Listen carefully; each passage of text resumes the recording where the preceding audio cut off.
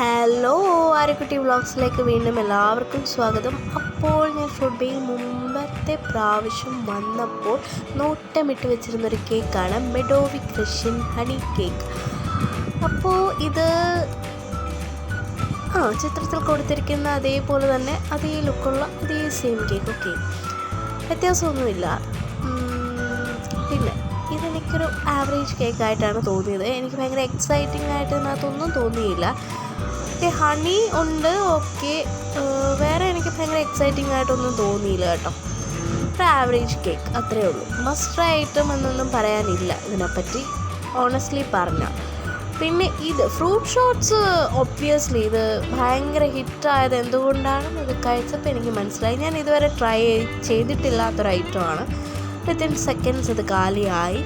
നല്ലൊരു must try ഐറ്റമാണ്. അപ്പോൾ നല്ല വീഡിയോസുമായിട്ട് വീണ്ടും കാണാം. ബൈ.